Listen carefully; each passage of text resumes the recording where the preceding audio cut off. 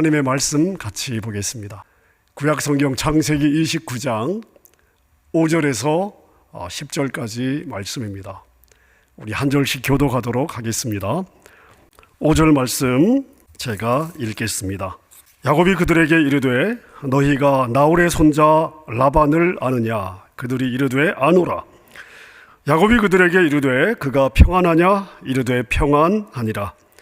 그의 딸 라헬이 지금 양을 몰고 오느니라. 야곱이 이르되 해가 아직 높은즉 가축 모일 때가 아니니 양에게 물을 먹이고 가서 물을 뜯게 하라. 8절 그들이 이르되 우리가 그리하지 못하겠노라. 때가 다 모이고 목자들이 우물 아귀에서 돌을 옮겨야 우리가 양에게 물을 먹이느니라. 야곱이 그들과 말하는 동안에 라헬이 그의 아버지의 양과 함께 오니 그가 그의 양들을 치고 있었기 때문이더라. 야곱이 그의 외삼촌 라반의 딸 라헬과 그의 외삼촌의 양을 보고 나아가 우물 아귀에서 돌을 옮기고 외삼촌 라반의 양떼에게 물을 먹이고. 아멘. 저희는 지난 3주간에 걸쳐서 왜 야곱이냐, 왜 에서는 아니냐, 이러한 주제를 저희가 묵상을 했습니다. 이 주제를 통해서 하나님의 작정, 하나님의 예정, 또 하나님의 선택, 그리고 그 하나님의 선택의 목표 지점에 대해서 저희가 묵상을 할 수가 있었습니다. 자, 오늘은 야곱의 행위나 됨됨이와 상관없이 야곱의 삶 속에서 하나님이 그려놓으신 구속사의 그림은 무엇인가? 자, 이 부분을 저희가 함께 찾아내도록 하겠습니다. 자, 오늘 본문은 야곱이 드디어 외삼촌 라반의 동네에 도착했습니다. 그리고 그 우물가에서 자신의 신부가 될 라헬을 처음 만나는 장면입니다. 야곱은 아버지와 형 에서를 속이고 쫓겨나다시피 외삼촌의 집으로 도망쳐 나왔습니다. 자, 이 야곱이 다른 사람과 다른 점이 있다면 그에게는 무엇이 흐르고 있었느냐? 하나님의 언약이 흐르고 있었습니다. 자, 여러분이 다 알고 계시겠지만 언약을 받은 사람들이 자기 신부를 만나는 곳이 어딥니까? 다 우물가입니다. 창세기 24장을 보면 아브라함의 종이 이삭의 신부인 리브가를 만나는 곳이 어디예요? 바로 우물가입니다. 지난주, 이번 주 우리 다락방 본문이죠. 창세기 24장. 자, 리브가의 아내, 이삭의 아내 리브가를 만나는 것이 바로 우물가입니다. 언약의 사람 야곱이 자기 신부 라헬을 만나는 곳이 어디예요? 바로 우물가입니다. 자, 이것은 모세에게로 이어져서 애굽에서 애굽 사람을 죽이고 모세가 미디안 광야로 도망을 가죠. 자, 도망가서 도착한 미디안 광야에서 모세가 자기 신부 십보라를 만나는 곳이 어디냐? 바로 우물가입니다. 자, 이게 일정한 패턴이 있습니다. 언약의 사람들의 신부, 이삭과 야곱과 예를 들어 모세와 이런 언약의 사람들의 신부가 모두 우물가에서 신랑을 만납니다. 자, 여기 아주 중요한 구속사의 비밀이 있습니다. 자, 여러분, 언약의 사람들의 아내가 되었던 그 아가씨들이 왜 우물가에 왔습니까? 네, 당연히 우물가에서 물을 얻기 위해서 온 것이죠. 당시에는 물이 귀했습니다. 또 물이 없으면 생존이 되지 않았습니다. 자, 그러니까 이 여인들이 우물가에 올 때는 물을 얻기 위해서 왔습니다. 다시 말하면 이 땅에서 자신들의 필요를 채우기 위해서 우물가에 왔습니다. 그 우물가를 찾았던 여인들 중에 그 우물가에서 자기 신랑을 만날 것을 생각하고 우물가에 온 여인들은 아무도 없습니다. 자, 여러분, 이게 아주 중요한 포인트예요. 다들 세상 속에서의 목마름과 육신의 필요를 채우기 위해서 우물가로 왔습니다. 그리고 바로 그곳에서 기다리고 있던 언약의 후손에게 붙들려서 결국 언약 속으로 함께 들어가게 되죠. 그러면서 자기가 살던 곳을 떠나서 약속의 땅으로 들어가게 됩니다. 자, 이게 바로 우물가에서 신랑을 만난 신부들의 공통점입니다. 신랑을 만나게 될 것을 기대하지 않고 우물가로 왔는데, 자기의 필요를 채우기 위해서 우물가로 왔는데, 거기서 언약의 자손 신랑을 만나면서 자기가 살던 곳을 떠나 약속의 땅으로, 다시 말하면 언약 안으로 들어가게 됩니다. 이게 신부들의 공통점입니다. 자, 그럼 이것이 무엇을 의미할까요? 자, 예수님은 언약의 궁극적인 후손입니다. 모든 언약의 후손들이 예수님을 가리키고 있습니다. 예수님은 언약의 궁극적인 후손입니다. 그리고 진정한 생수가 되십니다. 생수의 근원이시죠. 우리 모든 성도들의 신랑이 아니십니까? 자, 성경은 이 언약의 후손이고 진정한 생수이신 신랑 되신 예수님에 의해서 신부로 택함받는 성도들의 모습을 알기 쉽게 보여주시려고 구약에서부터 계속해서 반복하여 우물가의 만남들을 우리에게 말씀해주고 있는 것입니다. 자, 여인들이 우물가에 물을 기르러 왔을 때는요, 그들에게 언약의 개념이 없었습니다. 그들에게는 생수의 개념도 없었습니다. 자, 그런데 생수를 품고 있는 언약의 후손이 바로 그곳에서 기다리고 있다가 세상의 힘과 필요를 상징하는 그 우물의 물 대신 영원한 생수를 거저주는 것이 바로 무엇이냐? 바로 구원입니다. 심지어 그 생명수는 어떤 대가도 요구하지 않는 공짜 선물로 주어집니다. 세상이 주는 목마름을 채우기 위해서 우물가에 당도한 그 신부들의 고단함 앞에 공짜로 준비된 영원히 목마르지 아니하는 참 생수가 준비되어 있습니다. 그리고 그 신부가 원하지 않는데도 기다리고 있던 신랑이 신부에게 생수를 쏟아 부어주죠. 자, 이것이 자격 없는 자에게 거저 부어주시는 바로 구원의 그림이 되는 것입니다. 자, 여러분, 이 구약의 그림이 완성되는 곳이 어디냐? 바로 요한복음 4장입니다. 요한복음 4장에 누구의 스토리가 기록이 되어 있습니까? 사마리아 여인의 스토리. 사마리아 여인과의 예수님과의 만남이 기록이 되어 있습니다. 여러분이 잘 아는 본문이지만 그 부분을 저희가 한번 읽어보도록 하겠습니다. 요한복음 4장 5절부터 14절까지 말씀 제가 한번 읽어보겠습니다. 사마리아에 있는 수가라 하는 동네에 이르시니, 예수님이 도착하신 거예요. 야곱이 그 아들 요셉에게 준 땅이 가깝고 거기도 야곱의 우물이 있더라. 예수께서 길 가시다가 피곤하여 우물 곁에 그대로 앉으시니 때가 6시쯤 되었더라. 사마리아 여자 한 사람이 물을 기르러 왔음에 예수께서 물을 좀 달라 하시니 이는 제자들이 먹을 것을 사러 그 동네에 들어갔음이로라. 사마리아 여자가 이르되 당신은 유대인으로서 어찌하여 사마리아 여자인 나에게 물을 달라 하나이까 하니 이는 유대인이 사마리아인과 상종하지 아니함이로라.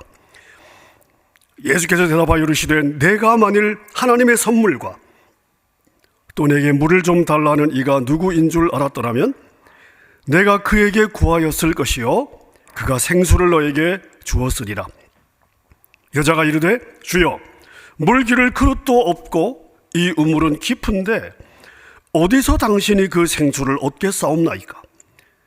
우리 조상 야곱이 이 우물을 우리에게 주셨고 또 여기서 자기와 자기 아들들과 짐승이 다 마셨는데 당신이 야곱보다 더 크니까? 예수께서 대답하여 이르시되 이 물을 마시는 자마다 다시 목마르려니와 내가 주는 물을 마시는 자는 영원히 목마르지 아니하리니 내가 주는 물은 그 속에서 영생하도록 솟아나는 샘물이 되리라. 아멘. 자, 너무나 잘 아시는 말씀이죠. 자, 예수님과 사마리아 여인과의 만남을 여러분들이 생각해 보십시오. 당시 유대인들은 예루살렘에서 북쪽 갈릴리를 갈 때 또 북쪽 갈릴리에서 남쪽에 있는 예루살렘으로 내려올 때 그 중간에 사마리아 땅이 있는데 이 사마리아 땅으로 다니지 않았습니다. 사마리아 땅을 피해 다녔습니다. 그만큼 사마리아 사람들을 멸시했고 그들과 상대하지 않으려고 했습니다. 자, 오늘 본문을 보니까 예수님은 일부러 사마리아에 있는 야곱의 우물가로 가셨습니다. 얼마나 여정이 피곤하셨는지 우물가에 도착하자마자 그냥 철포덕 주저앉으십니다. 자, 여러분 보십시오. 참 신랑이시고 참 언약의 후손이 죄인들의 대표로 등장하는 사마리아 여인을 신부로 맞이하기 위해서 지금 서둘러 먼저 우물가로 가셔서 기다리고 있습니다. 자, 오늘 야곱의 우물가 사건이 오늘 본문 창세기 29장의 야곱의 우물가 사건이 어떻게 요한복음 4장으로 이어지는지 이해가 가시죠? 자, 이 여인은 세상에서 세상의 힘으로 자신의 목마름을 채우려고 하는 인생들을 상징적으로 대표하고 있는 사람입니다. 자, 그런데 예수님은 그 여인에게 대뜸 너의 남편을 데려와라 말씀을 하시는데 실제 이 여인은 5번을 이혼을 하고 지금 6번째 남자와 동거를 하고 있던 중이었습니다. 자, 다시 말씀드리면 이 여인은 자신의 목마름을 채우기 위해서 이 세상의 남편들, 그 세상의 남편들을 통해서 자신의 그 목마름을 채우려고 시도했던 것입니다. 이 여인은 자신의 목마름을 세상의 남편들, 다시 말하면 세상의 힘으로 세상의 것으로 채우려고 했던 것이죠. 얼마나 그 목마름이 심했으면 남편을 5이나 바꾸고 6번째 남자와 살고 있는데도 채워지지 않았습니다. 자, 그런데 자신의 목마름을 온전히 채워줄 수 있는 진짜 신랑이 나타난 것입니다. 지금까지 이 여인이 만났던 세상의 남편들과는 완전히 다른 신랑입니다. 목마름을 진짜 해결해 줄 수 있는 참 신랑이신 예수님이 자신을 우물가에서 기다리고 있었던 것입니다. 자, 세상의 남편을 상징하는 세상의 우물가에서 하늘의 남편이신 언약의 후손 참 생수의 근원 되신 예수님께서 이 여인을 기다리고 있는 이 극명한 대조를 우리가 볼 수 있습니다. 세상의 우물가, 세상의 힘을 상징하는 세상의 우물가인데 생수의 근원 되시는 진짜 신랑 되신 예수님께서 바로 그곳에서 기다리고 있습니다. 여러분, 이것이 뭐냐? 이것이 바로 구원입니다. 그래서 주님께서 세상의 우물을 찾는 자들아, 거기에서는 절대 너희들의 목마름을 채울 수 없다. 나에게 와라. 이렇게 말씀하시는 것입니다. 요한복음 7장 37절을 보십시오. 명절 끝날 곧 큰 날에 예수께서 서서 외쳐 이르시되 누구든지 목마르거든 내게로 와서 마시라. 나를 믿는 자는 성경의 이름과 같이 그 배에서 생수의 강이 흘러나오리라 하시니. 자, 우리 주님이 말씀하셨죠. 누구든지 목마르면 나에게로 와라. 나에게로 와서 마셔라 라고 말씀을 하셨습니다. 여러분, 이것은 예수님께서 말씀하신 것뿐만 아니라 구약에서도 우리의 참 우물 되시고 우리의 목마름을 영원히 해결시킬 수 있는 생수의 근원 되신 하나님께서 하나님 자신을 이 생수의 근원으로 참 우물로 소개하는 많은 구절들이 있습니다. 자, 몇 구절만 제가 읽어보도록 하겠습니다. 이사야 12장 2절 3절입니다. 보라, 하나님은 나의 구원이시라. 내가 신뢰하고 두려움이 없으리니 주 여호와는 나의 힘이시며 나의 노래시며 나의 구원이심이라.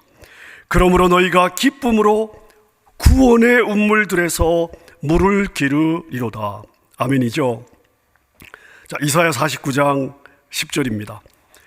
그들이 줄이거나 목마르지 아니할 것이며 더위와 볕이 그들을 상하지 아니하리니 이는 그들을 긍휼히 여기는 이가 그들을 이끌되 어디로? 샘물 근원으로 인도할 것임이라 말씀하고 있습니다. 한 구절만 더 보겠습니다. 이사야 55장 1절 2절입니다. 오라 너희 모든 목마른 자들아 물로 나아오라. 돈 없는 자도 오라. 너희는 와서 사 먹되 돈 없이 값없이 와서 포도주와 젖을 사라. 너희가 어찌하여 양식이 아닌 것을 위하여 은을 달아주며 배부르게 하지 못할 것을 위하여 수고하느냐. 내게 듣고 들을지어다. 그리하면 너희가 좋은 것을 먹을 것이며 너희 자신들이 기름진 것으로 즐거움을 얻으리라. 여러분, 이것이 바로 우리에게 주어진 구원입니다.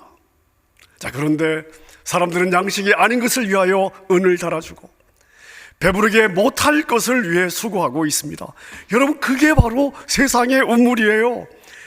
물을 깃느라고 수고해야 되고 물을 마셔도 잠시 후에 또 갈증이 나게 되어 있는 바로 세상의 운물입니다. 여러분, 우리에게 주어진 구원은 값없이 돈 없이 우리에게 거저 주어졌습니다. 왜 우리에게 거저 주었을까요? 왜요? 왜 우리에게 그냥 주셨을까요? 가치가 없어서 그랬을까요? 아닙니다, 여러분. 여러분, 우리에게 주어진 구원은요, 너무나 비싸서 이 세상에 어떤 것으로도 값을 치를 수가 없습니다. 여러분, 우리는요, 우리 죄인의 생명을 다 걸어도 구원의 값을 치를 수가 없습니다. 우리가 값을 치를 수 없기 때문에 하나님께서 우리를 불쌍히 여기시고 그냥 하나님이 그 값을 치러주신 거예요. 그리고 우리에게 거저 주신 것입니다. 이것이 우리가 누리는 영생이고 바로 구원입니다. 하나님의 신부들은 하나님의 은혜로만 존재하고 살 수 있다. 하나님의 신부들은 은혜로만 사는 존재이다.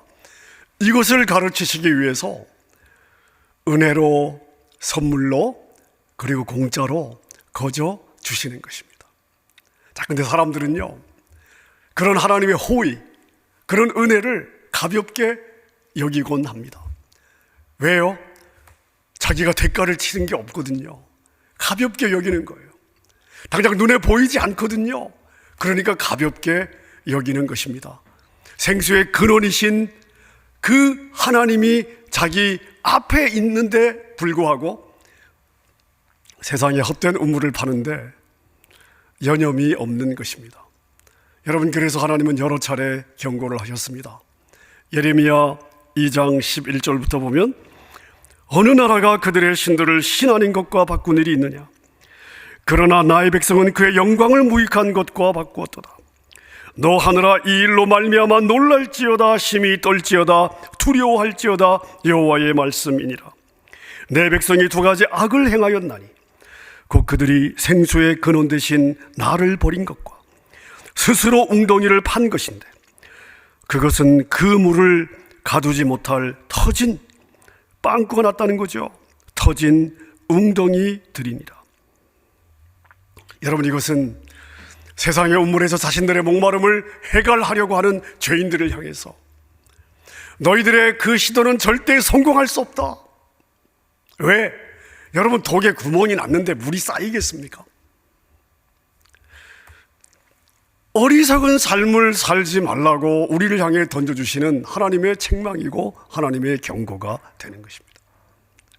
자신들의 힘으로 우물을 파려는 자들, 자신들의 노력과 열심으로 행복과 만족에 도달하려고 하는 자들은 여러분, 이 경고를 심각하게 받아야 되겠습니다.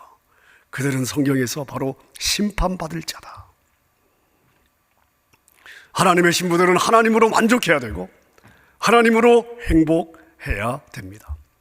자, 그런데 이미 주어져서 받은 신부들이 자꾸 다른 우물들을 구하고 있습니다.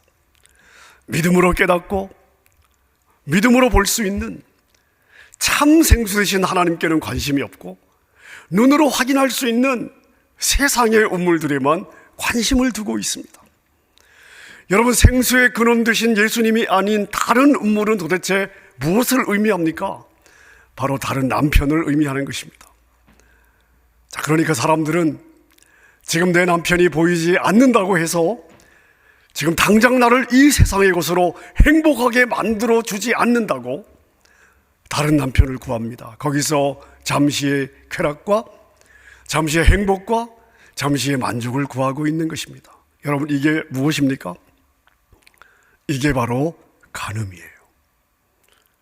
하나님 이외의 것을 인생의 목적으로 삼는 모든 행위, 모든 시도, 여러분, 이게 바로 간음이라고 성경이 이야기를 하고 있습니다. 우리가 구약 성경을 읽다 보면 하나님께서 절기 때마다 이스라엘 백성들에게 먹으라고 하는 빵이 있어요. 떡이 있어요. 그 떡이 무엇입니까? 무교병입니다. 자, 뭐가 무교병이냐 하면요, 누룩이 들어가지 않은 떡이 바로 무교병입니다. 자, 누룩이 들어가지 않으면 빵이 맛이 없습니다. 제가 안식월을 보내던 그 선교 기간 4월 달을 제가 이스라엘에서 한 달을 보냈는데요. 그때 4월 중순이 6월절이었습니다. 6월절 때 무교병을 먹어야 되거든요. 모든 가게가 문을 닫습니다. 저희가 그걸 몰랐잖아요. 그래가지고 저희 팀원 21명이 아주 힘들었던 적이 있습니다. 먹을 것이 없어가지고. 근데 그때 유일하게 파는 떡이 뭐냐면요, 누룩이 들어가지 않은 떡입니다. 정말 맛이 없습니다. 하나님은 이스라엘의 절기마다 이 무교병을 먹도록 했습니다. 누룩이 들어가지 않은 떡. 자, 그럼 여러분, 이때 누룩은 무엇을 의미할까요? 자, 자기 자랑. 자, 이런 자기 자랑을 포함해서 자기를 위하는, 자기에게 초점이 맞추어진 모든 종교적 행위, 인간의 열심, 이게 바로 누룩입니다. 여러분, 그렇다면 이런 것들은 바리새인들을 따라갈 사람이 없을 것 같습니다. 종교적 열심으로 치면 아마 바리새인들이 으뜸일 것 같습니다. 자, 근데 예수님은 이러한 인간적 열심을 종교적 누룩이라고 말씀하시고, 바리새인들의 그 누룩을 조심하라고 경고를 하십니다. 자, 누가복음 12장 1절을 한번 제가 읽어보겠습니다. 예수께서 먼저 제자들에게 말씀하여 이르시되 바리새인들의 누룩 곧 외식을 주의하라. 자, 바리새인들의 누룩을 조심하라고 하시면서 그 누룩과 외식을 같은 동의어로 사용하고 있습니다. 자, 그러니까 바리새인들의 누룩은 곧 무엇이다? 외식입니다. 예수님은 제자들이 외식하는 바리새인들을 닮지 않기를 원하신 거예요. 자, 그러면 예수님이 의미하신 외식은 무엇일까요? 어떤 의미일까요? 자, 우리가 외식의 뜻만 보면 겉과 속이 다르다, 이거죠? 자, 그럼 겉과 속이 다른 모든 것이 다 외식일까요? 아닐 것 같습니다. 자, 제가 한번 예를 들어 보겠습니다. 나는 열심히 일하기 싫어요. 이게 진짜 나의 속마음입니다. 하지만 가족들을 먹여 살려야 되니까 일터에 나가서 죽도록 열심히 일을 합니다. 내 속마음은 열심히 일하기 싫어요. 자, 그럼 이건 외식입니까? 아닙니까? 자, 이건 외식이 아닙니다. 이거는요, 성실입니다. 내가 상대하기 싫은 사람이 있어요. 근데 그 사람에게 내가 커피 한 잔을 대접합니다. 그리고 평안하십시오라고 인사를 한다면 여러분, 그것은 외식일까요? 아니죠. 그것은 인내와 순종이라고 봐야 될 것입니다. 자, 그럼 예수님이 말씀하시는 바리새인들의 누룩, 예수님이 조심하라고 하시는 이 외식은 무엇일까요? 자, 하나님의 영광이 아닌 자기의 인기와 자기의 자랑과 자기의 배를 위한, 자기 자신을 위한 모든 종교의 행위와 열심을 말하는 것입니다. 여러분, 그래서 이 외식은, 이 바리새인들의 외식은 반드시 사람의 눈을 어디에서 어디로 하나님에게서 세상으로, 하나님에게서 사람에게로, 하나님에게서 자기 자신을 중심에 두게 만드는 것이죠. 예수님께서 오병이어로 5,000명을 먹이시고 12광주리를 남기시는 기적을 베풀었습니다. 오병이어의 기적입니다. 자, 이 기적을 베푸시고 나서 예수님께서 이 오병이어의 이 기적의 의미를 제자들과 무리들에게 설명을 해 주셨습니다.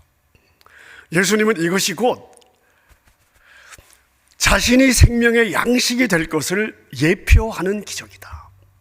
자, 이렇게 가르치셨습니다. 하지만 바리새인들과 사두개인들과 서기관들은 계속해서 예수님께 무엇을 요구했느냐? 표적을 보여주십시오. 표적을 보여주십시오. 그거 말고 표적을 보여주십시오. 계속해서 표적을 요구했습니다. 여러분, 지금 예수님께서 뭐라고 말씀하시는 거예요? 예수님 자신이 곧 표적이다. 이걸 지금 설명을 하고 있는 거거든요. 예수님 자신이 곧 표적입니다. 예수님 자신이 곧 구원의 진리입니다. 생명의 양식이라고 설명을 하고 있는데, 지금 바리새인들은 세상의 기적들을 통하여 나를 만족시켜 달라. 당신이 생명의 양식이든 당신이 구원의 진리건 우린 관심 없다. 세상의 기적들을 통해서 나의 욕구를 만족시켜라. 이런 거죠. 자, 모든 초점이 나에게 맞추어져 있습니다. 여러분, 이게 바로 외식입니다. 믿음의 눈이 열리지 않은 사람들은 이런 요구를 할 수밖에 없습니다. 바리새인들과 사두개인들은 어차피 인생의 목적이 진리가 아니었습니다. 자신들의 자랑이 그들의 삶의 목적이었습니다. 사람들의 칭찬이 그들의 삶의 이유였습니다. 자, 그런데 문제는 뭡니까? 예수님을 따르는 제자들조차도 영생의 떡으로 오셔서 자신들의 곁에 계신 그 예수님을 두고도 눈에 보이는 떡 한 조각에 관심을 갖습니다. 그래서 주님은 제자들에게 저들의 누룩을 조심하라고 경고하고 있는 것입니다. 눈에 보이는 종교 행위를 조심해라. 세상에 대한 관심을 조심해라. 인간의 열심과 공로에 대한 자기 자랑을 조심하라고 경고하셨던 것입니다. 여러분, 세상의 떡에 관심을 두는 사람들의 모든 눈에 보이는 경건한 행위는요, 다 뭐라고요? 외식입니다. 예수님은 그들을 향해서 한 번도 좋은 이야기를 하신 적이 없습니다. 독사의 자식들아, 저주를 퍼부었습니다. 왜냐하면 그들의 경건한 열심은 반드시 다툼과 분열을 초래하기 때문에 그렇습니다. 자, 디모데전서 6장 3절부터 5절 말씀 제가 한번 읽어보겠습니다. 누구든지 다른 교훈을 하며 바른 말, 곧 우리 주 예수 그리스도의 말씀과 경건에 관한 교훈을 따르지 아니하면 그는 교만하여 아무것도 알지 못하고 변론과 언쟁을 좋아하는 자니 이로써 투기와 분쟁과 비방과 악한 생각이 나며 마음이 부패하여지고 진리를 잃어버려 경건을 이익의 방도로 생각하는 자들의 다툼이 일어나느니라. 보세요, 5절에 경건조차도 자신들의 이익을 위한 수단으로 생각하기 때문에 이런 사람들이 모인 곳에는 다툼이 일어날 수밖에 없는 것이죠. 자, 여러분, 그래서 오늘 말씀을 듣는 우리 성도님들은요, 겉으로 보이는 어떤 그 경건한 모습, 도덕적으로나 윤리적으로 참 괜찮아 보이네. 여러분, 이런 겉모습으로 사람의 신앙의 깊이를 판단해서는 안 되겠습니다. 자신의 인기와 자랑을 위해서 경건한 행위를 하는 사람들의 삶 속에는요, 교만이 있습니다. 변론이 있습니다. 언쟁이 있습니다. 투기가 있습니다. 분쟁이 있습니다. 악한 생각과 다툼들이 쏟아져 나오게 되는 것입니다. 자, 그런데 이런 이기적인 경건이 불신자들에게만 있느냐? 아닙니다, 여러분. 우리 성도들에게도 분명히 있습니다. 그래서 교회 안에서 시기와 질투와 다툼과 분쟁과 회방이 여전히 존재하는 것입니다. 여러분, 사실 우리는 세상의 떡과 우물의 물을 쫓아서 우물가로 향하던 사람들입니다. 자, 그런데 그곳에 언약의 후손 되신 예수 그리스도께서 기다리고 있었습니다. 그리고 우리에게 생수를 쏟아 부어 주셨어요. 하늘의 떡인 당신의 몸을 우리에게 친히 먹여 주셨습니다. 그래서 우리는 작은 예수들이 되었고 영생의 물을 마시게 되었습니다. 여러분, 이것이 바로 구원이라고 말씀드렸는데 여기에 우리가 보탤 수 있는 것이 아무것도 없습니다.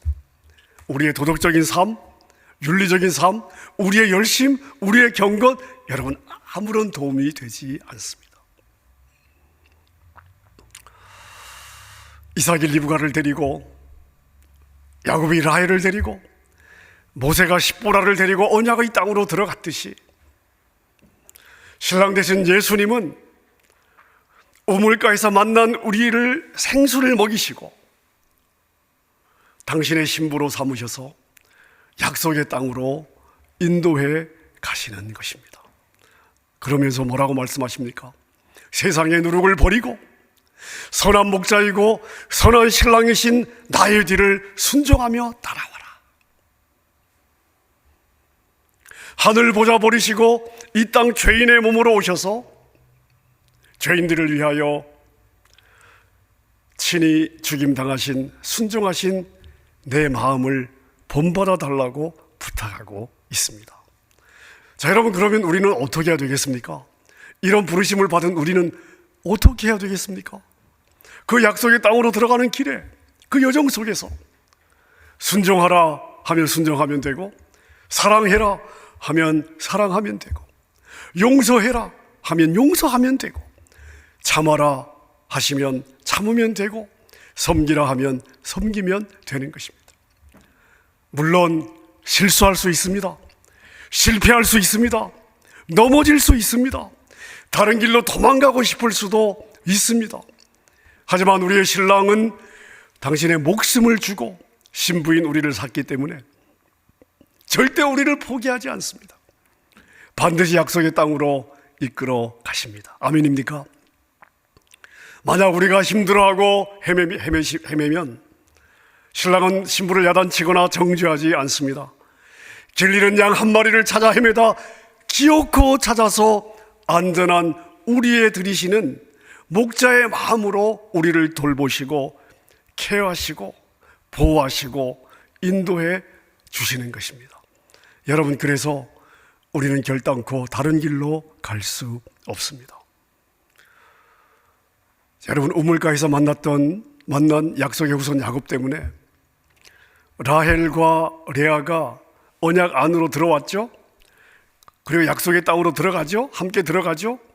자, 근데 여러분, 그 라헬과 레아가 야곱을 만났습니다. 언약의 후손을 만났습니다. 자, 그녀들이 언약의 후손이었던 야곱을 만났다고 해서 바로 그 언약의 백성답게 살아냈습니까? 아니죠. 여러분, 그들이 자식 낳기 경쟁을 얼마나 했는지를 한번 기억해 보십시오. 만들어지는 것입니다. 하나님은 그들의 연약한 모습을 있는 그대로 다 받으시고 그들을 다듬으시면서 그들을 이끌어 약속의 땅 가나안으로 데려가시는 것입니다. 그리고 당신이 기뻐하시는 언약의 후손으로 만들어 가시는 거예요. 빚어주시는 거예요. 여러분, 이게 바로 구원의 여정이고 이게 바로 우리의 신앙생활인 것입니다. 말씀을 정리하겠습니다. 사랑하는 여러분, 하나님은 우물가의 만남을 반복해서 기록하고 있습니다. 자, 이것은 우리가 받은 구원의 본질에 대해서 보여주고 있는 구원의 그림입니다. 우리가 비록 세상의 힘과 세상의 것을 추구하며 살아왔다 할지라도 주님은 우리의 그 여정에서 우리를 만나 주셨습니다. 그리고 우리를 절대 채울 수 없는 세상이 아니라 영원히 목마르지 아니하는 생수가 되셔서 우리에게 자신을 부어주셨어요. 생수를 부어주셨습니다. 그분이 바로 누구십니까? 예수 그리스도입니다. 여러분, 구원의 신랑 되신 예수님에 의해서 거저 우리에게 선물로 주어진 것입니다. 우리의 행복과 우리의 만족과 우리의 안식과 우리의 평안도 오직 생수 되신 예수 그리스도에게서만 올 수 있다는 것을 믿으시기를 바랍니다. 세상이 아무리 바리새인의 누룩으로 여러분을 미혹한다 할지라도 여러분, 거기에 진정한 생수가 없습니다. 마시면 마실수록 목이 더 마르게 될 것입니다. 여러분, 속아서는 안 되겠습니다. 오히려 그런 미혹 앞에서 더욱더 보이지 않는 하나님을 붙잡고 우리의 무능함을 고백하며 하나님의 도우심을 구하며 신랑을 쫓는 삶을 살아야 할 것입니다. 그러면서 우리는 약속의 땅을 향해서 한 걸음 한 걸음 나아가게 될 것입니다. 세상의 우물가에서 그 세상의 운물이 주는 세상의 힘을 부정하시고 친히 하늘의 운물이 되셔서 거저 마시게 하시는 우리 신랑 예수님이 주시는 진짜 생명수를 마시고 예수님 때문에 평안을 누리고 예수님 때문에 참 만족한 삶을 살아가는 여러분 될 수 있기를 우리 주님의 이름으로 축원합니다.